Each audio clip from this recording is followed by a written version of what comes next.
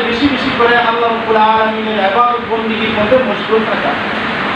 কারণ অসুস্থ হয়ে গেলে আপনি নামাজের মধ্যে ঠিকমতো দাঁড়াইতে পারবেন না, আপনি নামাজ পড়ার জন্য মসজিদে আসতে পারবেন না, আপনি জিকির আজকার ঠিকমতো করতে পারবেন না, আপনি রোজা রাখতে পারবেন না।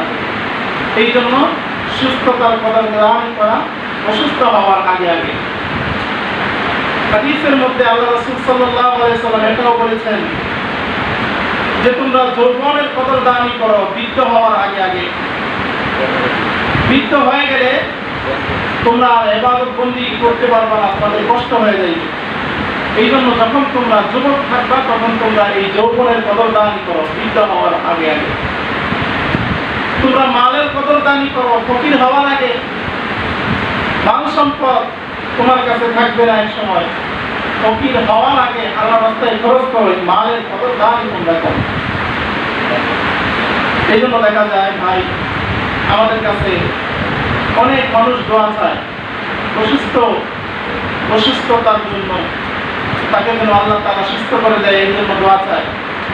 এই মুহূর্তে যারা সুস্থ আছেন তারা আল্লাহ তাআলার নিয়ামতের কৃতজ্ঞতা বেশি করে জ্ঞাপন করবেন যে আল্লাহ তাআলা আপনাদেরকে সুস্থ রাখছেন, ঠিক কিনা? আপনি ফরজ নামাজ পড়লেন, তারপরে আপনি 2 রাকাত নামাজ পড়লেন সালাতুল শুকর, কি জন্য? আল্লাহ আমাকে আপনি সুস্থ রাখছেন, এই জন্য আমি খুশি হইয়া 2 রাকাত সালাতুল শুকর নামাজ আদায় করলাম। আল্লাহ তাআলা আপনার নামাজের প্রতি সন্তুষ্ট হইয়া আল্লাহ তাআলা আপনাকে আরো বেশি দিন সুস্থ রাখেন। সুবহানাল্লাহ। এই জন্য সুস্থতার কদর দান করা, অহংকারী না করা। এই শরীর, এই স্বাস্থ্য, এই সুন্দর দেহ চিরকাল থাকবে না, থাকবে কোনো কিছুই চিরকাল থাকবে না, একদিন সব কিছু বিলীন হয়ে যাবে। দুনিয়ার মধ্যে থাকা অবস্থায় যত বেশি আমরা আল্লাহ রাব্বুল আলামিনের ইবাদত বন্দেগী করি এটাই আমরা পরকালে পাইব, ঠিক কিনা?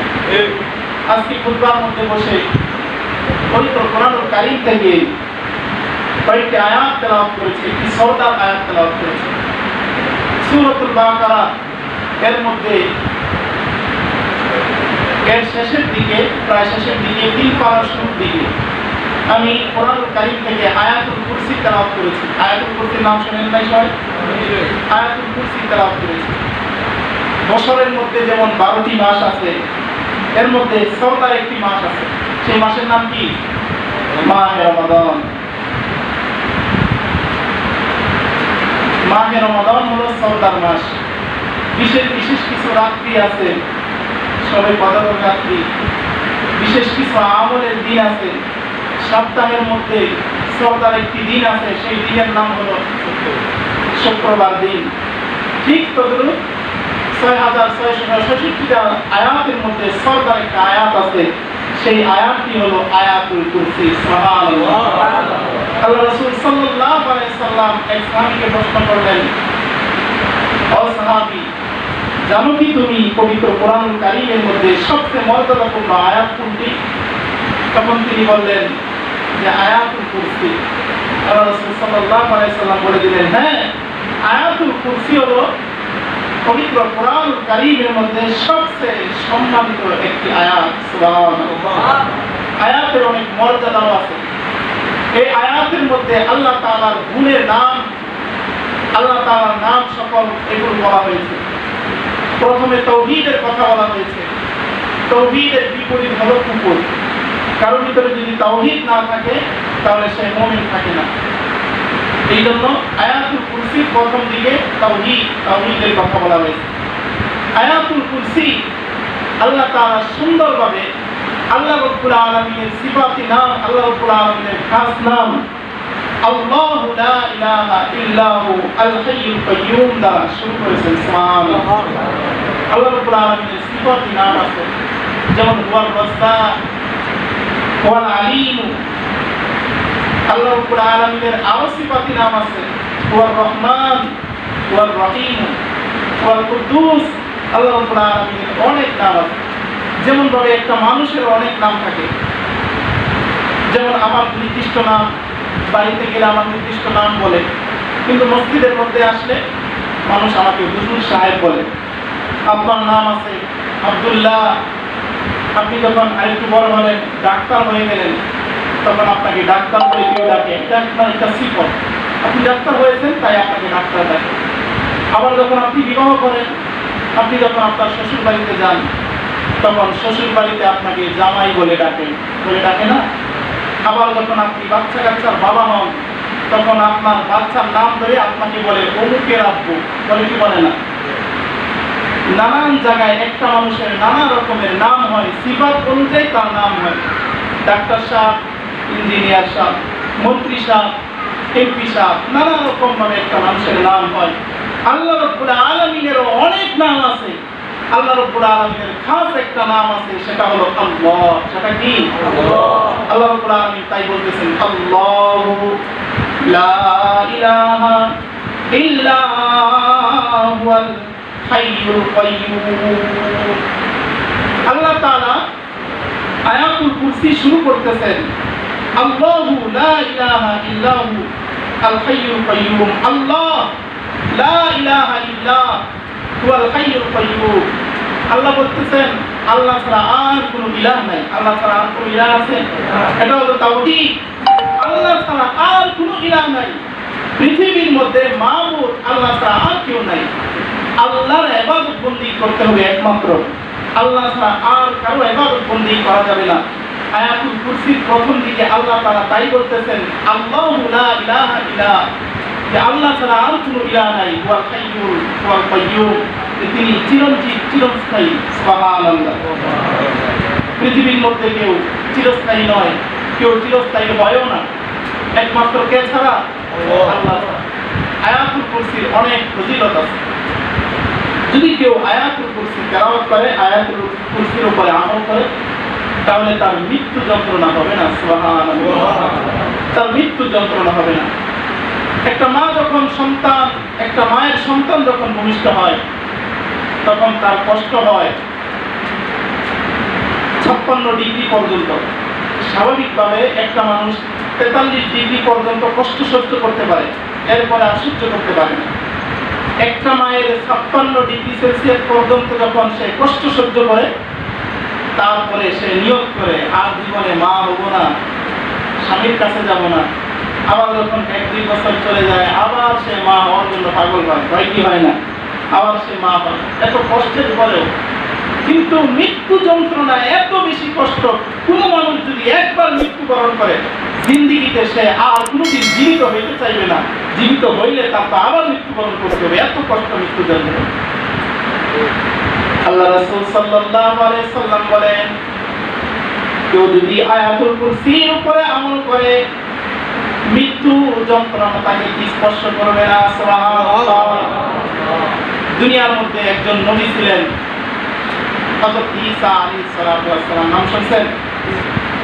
কবরের পাশে গিয়ে যদি বলতেন, কুন বিইذনিল্লাহ, আল্লাহর হুকুমে দাঁড়িয়ে যাও, কবরের ভিতর থেকে মৃত ব্যক্তি দাঁড়িয়ে দেয়। তার উম্মতেরা ডাক দিয়ে বলতেছে, অনেক পুরনো একটি কবরের সামনে যদি আপনি গিয়ে ডাক দিয়ে যদি মৃত ব্যক্তিকে কথা বলাইতে পারেন, তাহলে আমরা আপনার উপর ঈমান আনবো।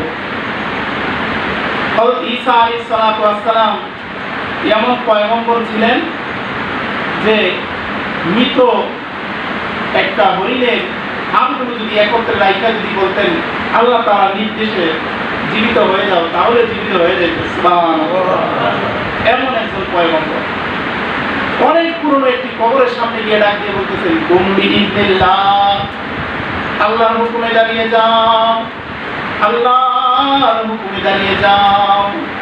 কবরের ভিতর থেকে একজন ব্যক্তি দাঁড়িয়ে গেল, তার নাম হলো নূহ ইবনে শাম।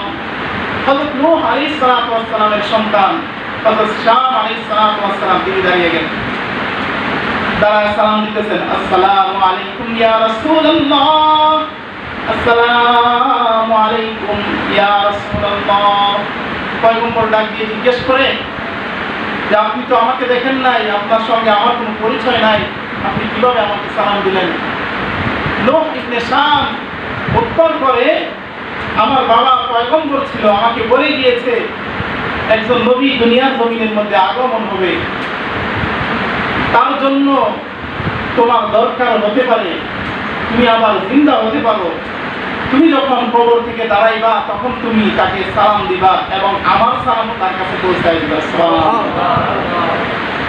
হযরত ঈসা ডাক দিয়ে বলে, নূহ ইবনে শাম, আমার কাছে ইনজিল কিতাব আছে, ওই ইনজিল কিতাবের ভিতরে তো এমন কোন সংবাদ নাই নূহ আলাইহিস সালাতু ওয়াস সালামের আমলে যারা ছিল তাদের কোনোদিন চুল পাকতো না, কিন্তু আপনার চুলগুলো কিভাবে পাইকা গেল?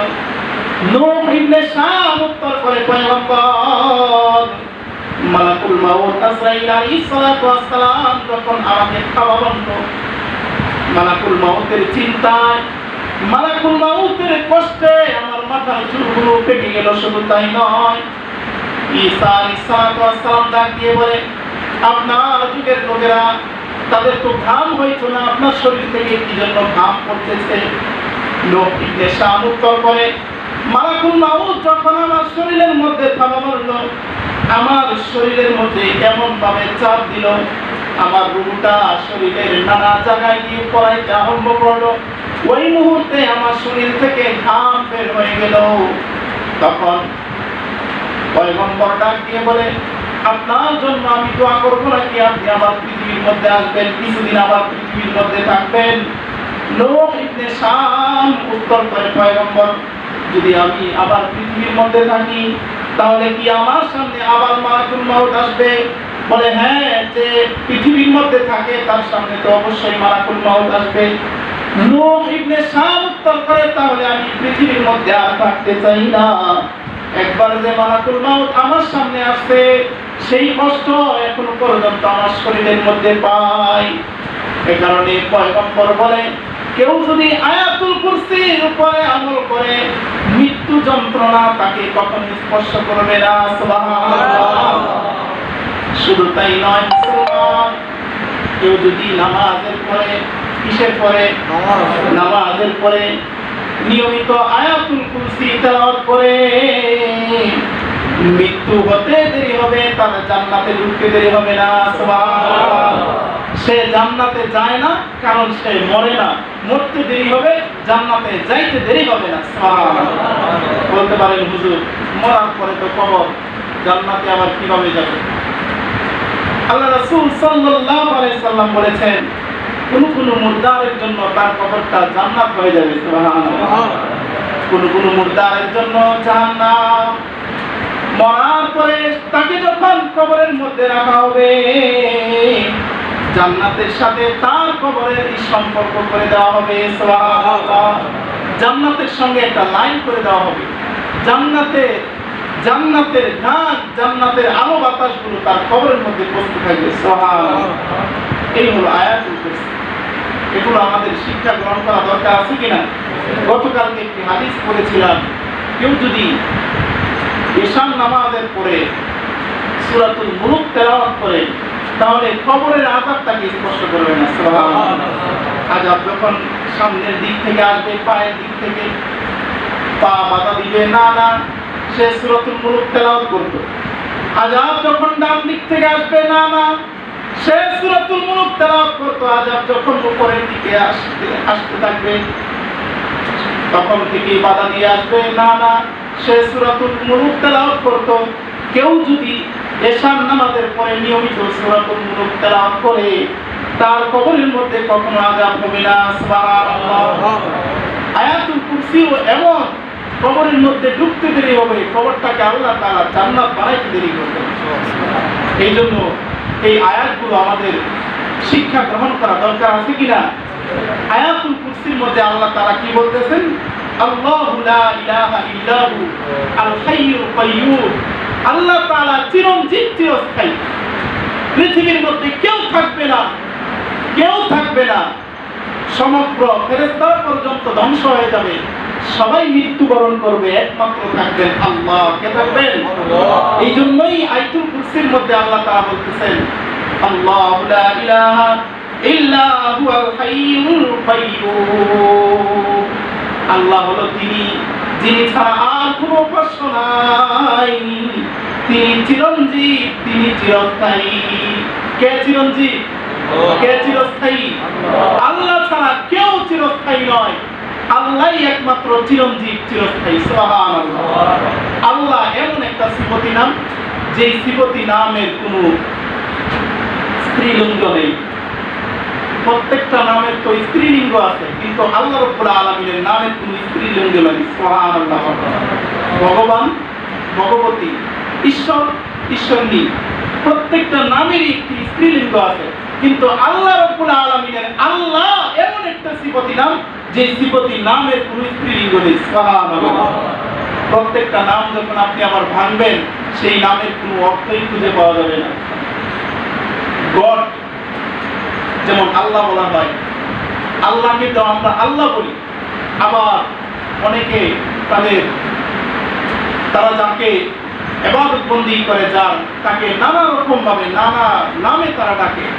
এই নামগুলো ভাঙলে দেখা যায় এই নামের আসল যে উদ্দেশ্য, সেই উদ্দেশ্যই ঠিক থাকে না। অথচ আল্লাহ রাব্বুল আলামিনের প্রত্যেকটা অক্ষরকে যদি আপনি একটা একটা করে ছেড়ে দেন, তারপরেও আল্লাহ রাব্বুল আলামিনের নাম, আল্লাহ রাব্বুল আলামিন যে আল্লাহ, এটা ঠিক থাকবে। সুবহানাল্লাহ। এই যে আল্লাহ লিখতে গেলে প্রথমে আলিফ লাগে। প্রথমে কি লাগে? আলিফ লাগে। আল্লাহ, আলিফ। আপনি আলিফ ছেড়ে দেন, তারপরে কি হয়? লিল্লাহ। লিল্লাহ হয় না? আপনি লিল্লাহ দ্বারা আল্লাহকে আপনি খুঁজেন, লিল্লাহ দ্বারা আপনি আল্লাহকে পেয়ে যাবেন। সুবহানাল্লাহ। লিল্লাহি লাহু মা ফিস সামাওয়াতি ওয়া মা ফিল আরদ। সুবহানাল্লাহ। আপনি আবার আরেকটা নাম ছেড়ে দেন, তাহলে কি হয়? লাহু। কি হয়? লাহু। লাহু দ্বারাও আল্লাহকে পাওয়া যায়। লাহু মা ফিস সামাওয়াতি ওয়া মা ফিল আরদ। আল্লাহু আকবার। এটা হলো আল্লাহ। আরেকটা নাম আপনি ছেড়ে দেন, তারপরে থাকে হু। হু থাকে না? শুধু হু। আপনি হু দ্বারাও আল্লাহকে পেয়ে যাবেন। কোরআন খোলেন, কোরআনের মধ্যে আপনি হু দ্বারাও আল্লাহকে পেয়ে যাবেন। ওয়াল্লাহুল্লাযী লা ইলাহা ইল্লা হু আলিমুল গায়বি ওয়াশ শাহাদাতি হুয়ার রাহমানুর রহিম। ওয়াল্লাহুল্লাযী লা ইলাহা ইল্লা হু আল মালিকুল কুদ্দুসুস সালামুল মুমিনুল মুহাইমিনুল আজিজুল জাব্বারুল মুতাকাব্বির। সুবহানাল্লাহি আম্মা ইউশরিকুন। ওয়াল্লাহুল খালিকুল বারিউল মুসাওবির লাহুল আসমাউল হুসনা ইউসাব্বিহু লাহু মা ফিস সামাওয়াতি ওয়াল আরদ ওয়া হুয়াল আজিজুল হাকীম। আল্লাহু আকবার। হু দ্বারাও আল্লাহকে খুঁজে পাওয়া যায়। হু দ্বারাও আল্লাহকে খুঁজে পাওয়া যায়। আল্লাহ হলেন এমন সত্তা, যিনি আসমান এবং জমিনের মালিক। সুবহানাল্লাহ। আল্লাহু লা ইলাহা ইল্লা হু আল হাইয়ুল কাইয়্যুম। তিনি চিরঞ্জীব, চিরস্থায়ী। তার পরবর্তী আয়াতের মধ্যে আল্লাহ তাআলা বলতেছেন, লা তাখুযুহু সিনাতু ওয়ালা নাওম। আল্লাহু আকবার। আল্লাহ তাআলা বলতেছেন, লা তাখুযুহু সিনাতু ওয়ালা নাওম। আল্লাহ বলেন এমন রব, এমন রব, যেই রবকে ঘুম স্পর্শ করে না। সুবহানাল্লাহ। তন্দ্রাও স্পর্শ করে না। ঘুম যখন মানুষের ধরে, তখন সে ঘুমের আগে জিমায়। এই জিমানিকে বলা হয় তন্দ্রা। আল্লাহ হলেন এমন আল্লাহ, যে আল্লাহকে ঘুম স্পর্শ করে না, তন্দ্রাও স্পর্শ করে না। সুবহানাল্লাহ। এমন কোন মানুষ আছে না ঘুমায় থাকতে পারবে 1 বছর? পারবে? কেউ পারবে না। কারণ ঘুমটা হলো তার একটা চার্জ, ঠিক কিনা? সারাদিন আপনি মোবাইল চালাইলেন, রাতে শোয়ার আগে মোবাইলটা আপনি চার্জ দিলেন, সকালবেলা আবার আপনি সারাদিন মোবাইলটা চালাইতে পারবেন, ঠিক কিনা? ঠিক তদরূপ আপনি সারাদিন কাজ করেন, আপনার শরীর ক্লান্ত, রাতের বেলা যখন আপনি ঘুমাইবেন, সকালবেলা দেখবেন আবার পরিপূর্ণ শক্তি আপনার শরীরের মধ্যে আল্লাহ তাআলা যোগায় দিয়েছে। সুবহানাল্লাহ। এই হলো ঘুম। ঘুম সম্পর্কে আল্লাহ তাআলা কোরআনের মধ্যে বলেছেন, আমি আল্লাহ তাআলা রাত্রি বানাইছি তোমাদের জন্য বিছানা স্বরূপ, তোমরা ঘুমাইবা। সুবহানাল্লাহ। বান্দারে, তোমাদের জন্য রাত্রিও বানাইছি আমি আল্লাহ তাআলা, যেন তোমরা ঘুমায়া পরের দিন আবার তোমরা কাজ কর্মের মধ্যে তোমরা ফিরে যাইতে পারো। সুবহানাল্লাহ। সারাদিন ক্লান্ত, আবার রাতের বেলা ঘুমানোর পরে পরিপূর্ণ শক্তি আহকামুল হাকিম আল্লাহ তাআলা ওই বান্দার ভিতরে ঢুকায় দেয়। তিনি হলেন আল্লাহ। তিনি কে? আল্লাহ। আল্লাহ তাআলা বলতেছেন, লা তাখুযু সিনাতু ওয়ালা নাওম। আল্লাহ বলেন তিনি যাকে ঘুম স্পর্শ করে না, তন্দ্রাও স্পর্শ করে না। কারণ মাবুদ যদি ঘুমায় যায়, গভীর রাত্রে আল্লাহর কোন বান্দা যদি বিপদে পড়ে যায়, ওই বান্দা তো তখন আল্লাহকে আল্লাহ বলে ডাক দিবে, ঠিক কিনা? বান্দা কো বিপদে পড়লে আল্লাহকে আল্লাহ বলে ডাক দিবে। সারা জীবন মসজিদে না আসলেও যখন বিপদে পড়ে তখন আল্লাহকে ডাকে, ঠিক কিনা? শুধু মুসলমানরা নয়, হিন্দুরা পর্যন্ত বিপদে পড়লে আল্লাহকে ডাকে। তারা চিন্তা করে আমাদের ভগবান আমাদেরকে বাঁচাইতে পারবে না, বাঁচানোর মালিক একমাত্র আল্লাহ। কে? আল্লাহ। এই জন্যই তো ইতিহাস দেখা যায়, লঞ্চ জাহাজ যখন ডুবতেছে হিন্দুরা পর্যন্ত আল্লাহ বাঁচাও আল্লাহ বাঁচাও বলে, বলে কি বলে না? এই হলো আল্লাহ। আল্লাহ বলে আমি ঘুমাই না, ঘুম আমাকে স্পর্শ করতে পারে না, ঘুম আমার সামনে আসতে পারে না। কারণ আমি আল্লাহ যদি ঘুমায় যাই, গভীর রাত্রে আমার কোন বান্দা যদি বিপদে পড়ে যায়, আমি আল্লাহকে খুঁজে আমার বান্দা পাবে না। এই জন্য আমি আহকামুল হাকিমিন, আল্লাহ তাআলা ঘুমাই না। যখন আমার বান্দা ডাক দিবে তখনই আমি আমার বান্দার ডাকের উত্তর দিয়ে দিব। উদউনি আস্তাজিব লাকুম। ডাক দিতে দেরি হবে, আমি আহকামুল হাকিমিন, আল্লাহ তাআলা তোমার ডাকের জবাব দিতে দেরি করব না। সুবহানাল্লাহ। তিনি হলেন আল্লাহ, যাকে ডাক দিতে দেরি হয় উত্তর দিতে দেরি হয় না। সুবহানাল্লাহ। মাকে ডাক দিলে অনেক সময় মা উত্তর দেয় না, কিন্তু আল্লাহকে আল্লাহ বলে ডাক দিলে আল্লাহ তাআলা একবার নয় বহুবার উত্তর দিয়ে দেয়। সুবহানাল্লাহ। তিনি হলেন আল্লাহ। লা তাকুলুহু সিনাতু ওয়ালা নাওম। ঘুম এবং তন্দ্রা তাকে স্পর্শ করে না। হযরত মূসা আলাইহিস সালাতু ওয়াস সালামের আরেকটি ঘটনা মনে পড়ে গেল। পয়গম্বর মূসা আল্লাহকে ডাক দিয়ে বলে, আহকামুল হাকিমিন, আপনি না ঘুমায়া থাকেন কিভাবে? মূসা আলাইহিস সালাতু ওয়াস সালাম আল্লাহ তাআলার সাথে কথা বইলা মজা পাইতেন। সুবহানাল্লাহ। সুবহানাল্লাহ। কেউ যদি কাউকে ভালোবাসে তার সঙ্গে কথা বইলা মজা পাওয়া যায়, ঠিক কিনা? এই জন্যই তো দেখা যায় সারা রাত্র পর্যন্ত প্রেমিক প্রেমিকা একজন একজনের সঙ্গে কথা বলে। কি কথা বলে? দরকারি কোনো কথা বলে? এমনিতেই কথা বলে। কি কথা বলে? কি করতেছ এখন?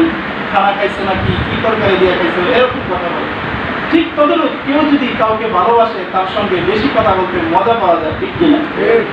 পয়গম্বর মূসা আল্লাহকে বেশি ভালোবাসে, এই জন্য আল্লাহকে বারবার জিজ্ঞাসা করে, আল্লাহ আপনি না ঘুমায় থাকেন কিভাবে? আল্লাহ তাআলা বলে, আমি যদি ঘুমায় যাই, আমার বান্দা যদি আমাকে ডাক দেয়, আমাকে যদি না পায় তাহলে কি অবস্থা হবে? আপনি একটু ঘুমান। তখন আল্লাহ তাআলা পয়গম্বর মূসা আলাইহিস সালাতু ওয়াস সালামের হাতের মধ্যে একটা পানির গ্লাস দিয়া ঘুমকে ছেড়ে দিলেন, যা ঘুম মূসারে ধর।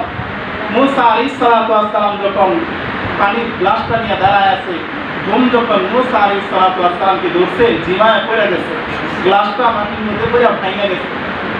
তখন আল্লাহ তাআলা ডাক দিয়ে বলে, মূসা আমি আসমানের মালিক আল্লাহ যদি ঘুমায় যায় তাহলে সমগ্র পৃথিবী ধ্বংস হয়ে যাবে।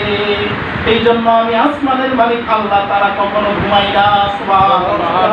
আমি আসমানের মালিক আল্লাহ তাআলা কখনো ঘুমাই না। বলতেছিলাম, কেউ যদি কাউকে ভালোবাসে, কারোর সঙ্গে কারো বেশি মহব্বত হয়, তাহলে তার সঙ্গে যতই কথা বলে ততই মজা পাওয়া যায়। আল্লাহ ডাক দিয়ে বলে, মূসা তোমার হাতের মধ্যে কি? ওই হাতের মধ্যে একটা লাঠি, এটা দ্বারা আমি পাতা পারি, তারপরে ছাগলকে খাওয়াই, নানা রকমের কাজ করি। আল্লাহ তাআলা জিজ্ঞেস করলেন, শুধু তোমার হাতের মধ্যে কি? মূসা আলাইহিস সালাতু ওয়াস সালাম আরো বেশি বাড়ায় বলতেছে, আল্লাহ এটা লাঠি, এটা দ্বারা এই করি সেই করি, নানা রকমের অনেক কিছু করি। তার মানে হলো আল্লাহ তাআলার ভিতরে তার ভালোবাসা, আল্লাহ তাআলার ভালোবাসা বেশি, এই জন্য কথাও বেশি বলতে মনে চায়, ঠিক কিনা? ঠিক তদরূপ কোন বান্দার সঙ্গে যখন আল্লাহ তাআলার ভালোবাসা হয়ে যায়, একটু মনোযোগ দিয়ে শোনেন, কোন বান্দার সঙ্গে যখন আল্লাহ তাআলার ভালোবাসার মহব্বত হয়ে যায়, মসজিদের মিনারা থেকে যখন আযান দেওয়া হয়, আল্লাহু আকবার, আল্লাহু আকবার, দুইটা শব্দের অর্থ জানেন তো? কি বলে মুয়াজ্জিন, কি বলে জোরে বলেন? আল্লাহু আকবার। তার মানে হলো আল্লাহ বড়। কে বড়? আল্লাহ বড়। আল্লাহু আকবার, আল্লাহ বড়। আল্লাহু আকবার। আসসালাতু খায়রুম মিনান নাওম, আসসালাতু খায়রুম মিনান নাওম। কোন বান্দার ভিতরে যদি আল্লাহর ভালোবাসা হয়, কার ভালোবাসা? মসজিদের মিনারা থেকে যখন ডাক দেওয়া হয়, ওই বান্দা আর ঘুমের বিছানার মধ্যে ঘুমায় থাকতে পারে না, ঠিক কিনা? ওই বান্দা উঠে যায়, মসজিদের মধ্যে চলে আসে, নামাজের মধ্যে দাঁড়িয়ে যায়। নামাজের মধ্যে দাঁড়ায় আপনারা দেখেন সূরাতুল ফাতিহা তেলাওয়াত করেন। সূরাতুল ফাতিহা এমন একটা সূরা, যেই সূরার সঙ্গে বান্দার আল্লাহ তাআলার সঙ্গে কথা বলা হয়। সুবহানাল্লাহ। বান্দা যখন বলে আলহামদুলিল্লাহি রাব্বিল আলামিন, আল্লাহ তাআলা হামিদানি রাব্বি আর রহমানির রহিম, আসনা আলাইয়া আবদি মালিক ইয়াউমিদ্দিন। আল্লাহ বলে মাজ্জাদানি রাব্বি ইয়াকা নাবুদু ওয়া ইয়াকা নাস্তাইন। আল্লাহ বলে হাযা বাইনি ওয়া বাইনা আবদি, এটা আমার বান্দা এবং আমার মধ্যে, আমার বান্দা আমার কাছে যা ইচ্ছা চাও। বান্দা যখন সূরা ফাতিহা শেষ পর্যন্ত পড়ে, আল্লাহ ডাক দিয়ে বলে যা যা চাইছো সব কিছু আমি আল্লাহ তোমাকে দান করে দিলাম। সুবহানাল্লাহ। এ হলো মহব্বত, এ হলো মহব্বত, এ হলো আল্লাহ তাআলার মহব্বত। নামাজ না পড়া কখনো আল্লাহর মহব্বত হয় না, ঠিক কিনা?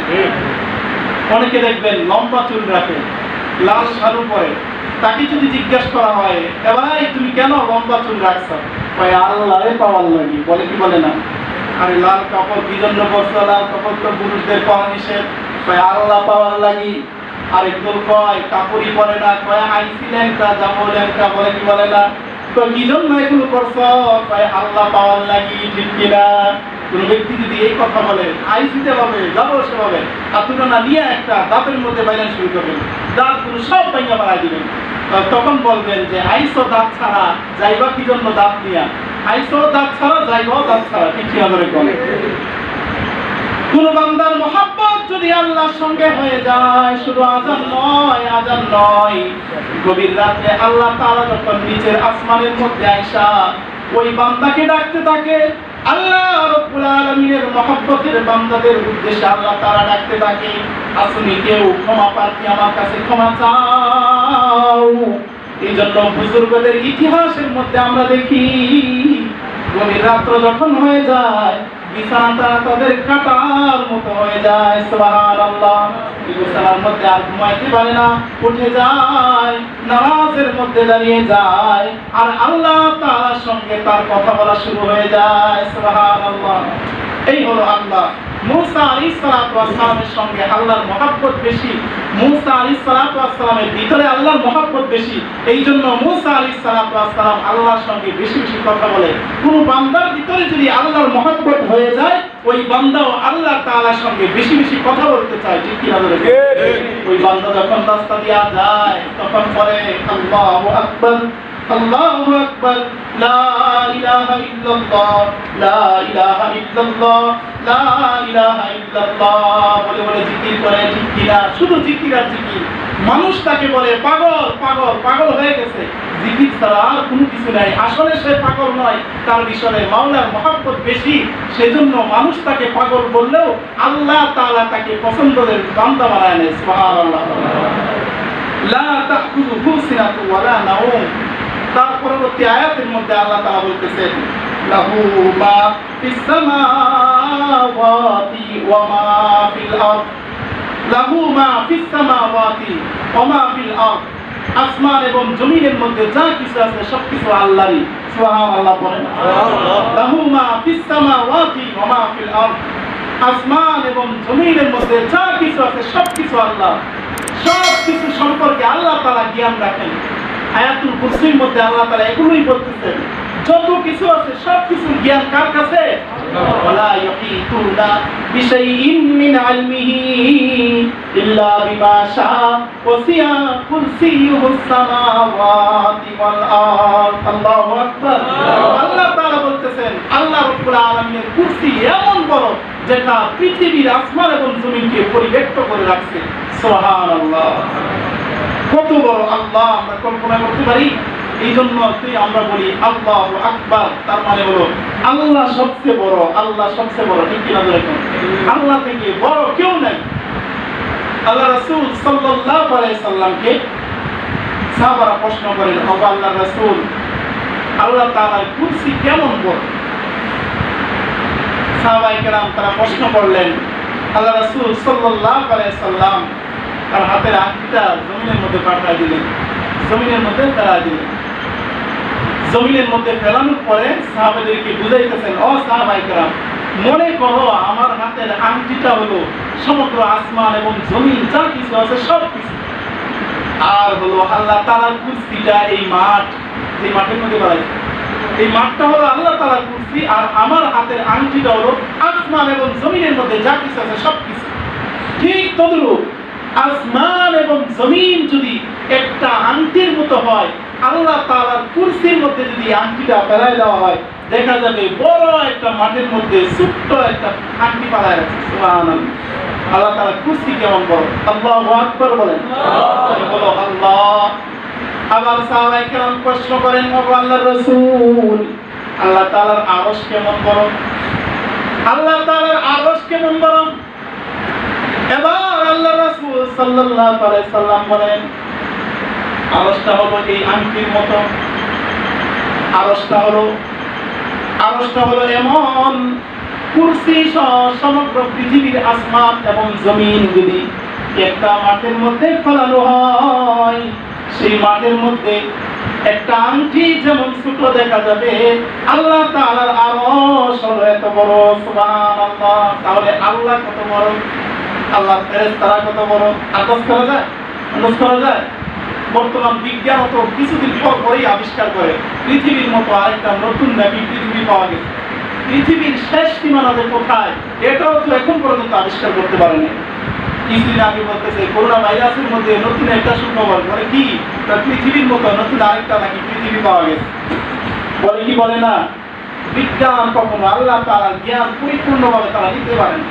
আল্লাহ যে কত বড়, আল্লাহ যে কত বড়, তা বলে শেষ করা যাবে না, এটা বলে কখনো শেষ করা যাবে না।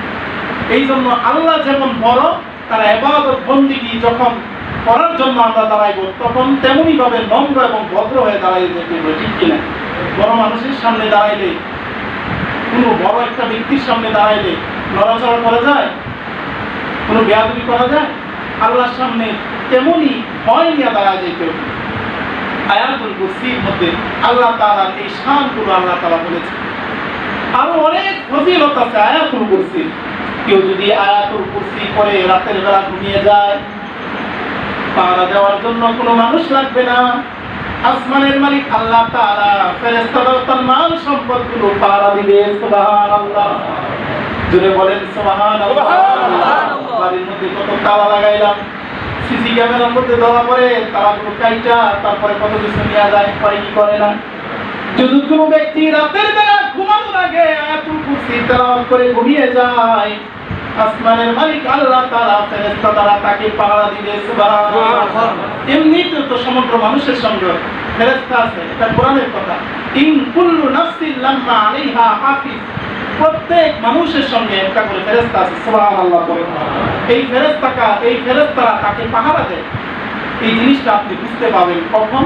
রাতের বেলা যখন আপনি গাড়ির মধ্যে উঠবেন, তখন দেখবেন যে একটু লাগি গাড়িটা অন্য গাড়ির সঙ্গে লাগতেছে, হয় কি হয় না?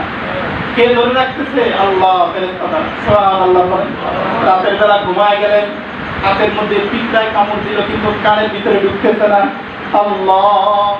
আল্লাহ পাহারা দেয়। আপনি গোসল করতেছেন কিন্তু কানের ভিতরে পানি যাইতেছে না। মশা আপনাকে কামড় দিতেছে কিন্তু নমরুদের মতো নাক দিয়ে ঢুইকা তারপরে মাথার ভিতরে ঢুকতেছে না, আল্লাহ পাহারা দেয়। এই হলো আল্লাহ। রাতের বেলা যদি কেউ আয়াতুল কুরসি পড়ে ঘুমিয়ে যায়, সারা রাত পর্যন্ত এই বান্দাকে আল্লাহ পাহারা দিতে থাকে। সুবহানাল্লাহ। শুধু তাই নয়, এই অবস্থায় তার যদি মৃত্যু হয়ে যায়, তাহলে আল্লাহ তাআলা তাকে জান্নাতি বান্দা হিসেবে কবুল করে নেয়। সুবহানাল্লাহ। হযরত আবু হুরায়রা রাদিয়াল্লাহু তাআলা খেজুর পাহারা দিতেছেন। খেজুর রাতের বেলা দেখে বড় বড় নোট নিয়ে কে জানি খেজুরের দিকে হাত বাড়াই দিচ্ছে। খেজুর চুরি করতেছে আর কি, হাতের মধ্যে ধরে ফেলাইছে। তোমার নিয়ে রাসূলের কাছে যাব। এবার সে বলতেছে ছাইরা দাও তোমার পায়ে ধরি, অনেক ক্ষুধা, তাই খেজুর চুরি করার জন্য আসছি, আজকে ছাইরা দাও, জীবনে আর কোনোদিন আসবো না। চলে গেছে, ছাইরা দিচ্ছে। আবু হুরায়রা রাদিয়াল্লাহু তাআলা যখন পয়গম্বরের সামনে গেলেন, এবার আল্লাহ রাসূল সাল্লাল্লাহু আলাইহি সাল্লাম জিজ্ঞেস করলেন, ও আবু হুরায়রা, রাতের বেলা যে মেহমানটা তোমার কাছে আসছিল সে কোথায়? আবু হুরায়রা হাসতেছে, রাতের বেলা সে চুরি করছিল কিন্তু অনেক কান্নাকাটি করছে, তাকে ছাইড়া দিছি, চিন্তা করো না, আবার আসবো। দ্বিতীয় দিন আবার আইসা হাজির, খেজুর চুরি করতেছে। আবু হুরায়রা আবার হাতের মধ্যে ধরে ফেলাইছে, ছাইড়া দাও, না ছাড়বো না, তোমাকে রাসূলের কাছে নিয়ে যাবো, ছাইড়া দাও, অনেক ক্ষুধা, অনেক কষ্টের মধ্যে আর থাকতে পারতেছে না, একটু ছাইড়া দাও আমারে। আবু হুরায়রার ভিতরে মায়া হলো, আমারও ছাইড়া দিল। আবার যখন আবু হুরায়রা আল্লাহর পয়গম্বরের কাছে গেলেন, পয়গম্বর জিজ্ঞেস করেন, রাতের বেলা যে লোকটা তোমার কাছে আসছিল সে কোথায়? হুজুর মাফ চাইছে, ছাইড়া দিছি। চিন্তা করো না, আবার আসবো। তৃতীয় দিন আবার আসছে, আবার হাতের মধ্যে ধরছে। এবার বলে ছেড়ে দাও, বড় অভাবের মধ্যে আছি। আবু হুরায়রা ডাক দিয়ে বলে, আব্বা কইল ছাড়বো না, আব্বা কইল ছাড়বো না, তাই আমরা রাসূলের কাছে তোমার নিয়ে আইতাম। আবু হুরায়রা ছেড়ে দাও, তোমার একটা দোয়া শিক্ষা দিব, যে দোয়া শিক্ষা দিলে কখনো তোমার ঘরের মধ্যে চোর ঢুকবে না। সুবহানাল্লাহ। কত তাবিজ হুজুরের কাছ থেকে নেন, কত তাবিজ নেন, আজকে একটা তাবিজ নিয়ে যান। কত তাবিজের জন্য হুজুরের কাছে যান, আমল করেন, এটা হলো স্থায়ী তাবিজ। একটা তাবিজ জুলাই কিছু মনে করছেন সব কিছু হয়ে গেল, না, আমলের মধ্যে থাকেন। অভাব অনটনের জন্য তাবিজ নেন, সন্তানের ব্রেন নাই, হুজুরের কাছ থেকে তাবিজ নেন। তাবিজ খুইলা থেকে তাবিজের ভিতরে লেখা, পড়লে পারবে না, হয় কি হয় না? সন্তানের মাথার ভিতরে পড়া ঢুকে না, হুজুর তাবিজ দেন, তাবিজের ভিতরে লেখা, না পড়লে পারবে না, পড়লে পারবে। সন্তানের মাথার মধ্যে ব্রেন নাই, আপনি দোয়া করেন, রব্বি জিদনি ইলমা, রব্বি জিদনি ইলমা, রব্বি জিদনি ইলমা, আল্লাহ তাআলা ব্রেন বাড়ায় দিবেন। সুবহানাল্লাহ। কত কিছু করেন। জিনে ধরছে, হুজুর তাবিজ দেন। সন্তান রাতের বেলা ভয় পায়, আরে আয়াতুল কুরসি পড়া তার মুখের মধ্যে ফু দাও, দেখবা আল্লাহ তাআলা তোমাকে হেফাজত করছে। সুবহানাল্লাহ। শয়তান এবার ডাক দিয়ে বলতেছে, আবু হুরায়রা রে, একটা দোয়া শিক্ষা দে, যেই দোয়া শিক্ষা দেওয়ার পরে দোয়াটা যদি তুমি তেলাওয়াত করো, কখনো তোমার ঘরের মধ্যে কখনো চোর প্রবেশ করবে না। সুবহানাল্লাহ। আয়াতুল কুরসি শিক্ষা দিয়েছে। পরের দিন পয়গম্বরের সামনে যখন আবু হুরায়রা যায়, পয়গম্বর এবার জিজ্ঞাসা করে, রাতের বেলা যে তোমার বাড়িতে আসছিল সে কোথায়? বলে, পয়গম্বর নিয়ে আসতে চাইছিলাম, কিন্তু একটা দোয়া শিক্ষা দিতে, আয়াতুল কুরসি বলছে, এই দোয়া যদি কেউ যদি রাতের বেলা তেলাওয়াত করে, রাতের বেলা তেলাওয়াত করার কারণে তার বাড়ির মধ্যে কখনো চোর ঢুকবে না। সুবহানাল্লাহ। পয়গম্বর ডাক দিয়ে বলে, সে মিথ্যাবাদী, তবে যা শিক্ষা দিয়েছে তা সত্য কথা। সুবহানাল্লাহ। এই হলো আয়াতুল কুরসি। তাবিজ নিয়ে যান, তাবিজ কোনো টাকা লাগবে না। তাবিজের ব্যবসা এত বেশি, ৫,১০১ টাকা। কত বড় হুজুর আসছে, তাবিজ নিয়ে বাড়ির মধ্যে এক তাবিজ লাগাই দিলে সব সমস্যার সমাধান। নামাজ পড়েন, আপনি দোয়া করেন, আপনি ইবাদত বন্দি করেন, সব সমস্যার সমাধান করে দিবেন কে? আল্লাহ রাব্বুল আলামিন সব সমস্যার সমাধান করে দিবেন। এর মধ্যে ইসমে আযম আছে আয়াতুল কুরসির মধ্যে। পয়গম্বর রাতের বেলা সিজদার মধ্যে গিয়ে দোয়া করে। আয়েশা সিদ্দিকা পয়গম্বরের সামনে যায়, সিজদা থেকে পয়গম্বর মাথা উঠায় না। সাহাবায়ে কেরাম বাড়ির বাইরে দিয়ে আসসালাতু খায়রুম মিনান নাওম বলে পয়গম্বরকে ডাকতেছে। অনেকক্ষণ পরে পয়গম্বর যখন সিজদা থেকে উঠলেন, আয়েশা ডাক দিয়ে বলেন, পয়গম্বর গো, সিজদার মধ্যে গিয়ে আপনাকে আমি শুনলাম আপনি পড়তেছেন, ইয়া হাইয়ু ইয়া কাইয়ুম, ইয়া হাইয়ু ইয়া কাইয়ুম, ইয়া হাইয়ু ইয়া কাইয়ুম। পয়গম্বর এটা কোন দোয়া পড়লেন, আমাকে একটু আপনি ইসমে আযম শিক্ষা দেন। পয়গম্বর এবার ডাক দিয়ে বলে, আয়েশা রে, আজকে থেকে দেখি তুমি ওই ইসমে আযম শিক্ষা গ্রহণ করেছো। সুবহানাল্লাহ। বলে, আয়াতুল কুরসির মধ্যে ইয়া হাইয়ু ইয়া কাইয়ুম বলে আল্লাহ তাআলার গুণবাচক নাম আছে। এই নামগুলো যদি কেউ দোয়ার মধ্যে পড়ে আর আল্লাহ তাআলার কাছে যায়, ওই আল্লাহ তাআলা এই নামগুলো পড়ার কারণে ওই বান্দার হাত কখনো ফিরায় দেয় না। সুবহানাল্লাহ। এই হলো ইসমে আযম, এই হলো ইসমে আযম। আমরা তো আয়াতুল কুরসিও পড়তে পারি না। মুহতারাম হাজিরিন, দীর্ঘ সময় ধরে আলোচনা করা হয়েছে। বোঝানোর উদ্দেশ্য হলো এটাই যে আমরা সব সময় ভরসা রাখবো কার উপরে? আল্লাহ রাব্বুল আলামিনের উপরে। আয়াতুল কুরসি থেকে কিছু আলোচনা করার চেষ্টা করেছি। আপনারা আয়াতুল কুরসি সব সময় তেলাওয়াত করবেন, সব সময় আপনারা এর উপরে আমল করবেন। সবচেয়ে বড় কথা হলো মৃত্যু যন্ত্রণা তার হবে না। নামাজের পরে আপনারা পড়বেন আল্লাহু আকবার, আস্তাগফিরুল্লাহ, আস্তাগফিরুল্লাহ, আস্তাগফিরুল্লাহ। তারপরে আপনারা সম্পূর্ণ আয়াতুল কুরসি তেলাওয়াত করবেন। আয়াতুল কুরসি পড়ে পড়ে আপনি একজন অসুস্থ মানুষের উপরে দম করবেন, আপনি ফুঁক দিবেন। হুজুরের কাছে যাওয়া লাগবে না, আপনি ডাক্তার। বিশ্বাস নিয়ে যদি ফুঁক দিতে পারেন, আল্লাহ তাআলা সুস্থতা দান করবে। সুবহানাল্লাহ। আল্লাহ তাআলা আমাদের সবাইকে কোরআন বুঝা এবং পড়ার তৌফিক দান করুন। সবাই করি আমিন। আর জোরে করি আমিন। ওয়া আখিরু দাওয়ানা আলহামদুলিল্লাহি রাব্বিল আলামিন।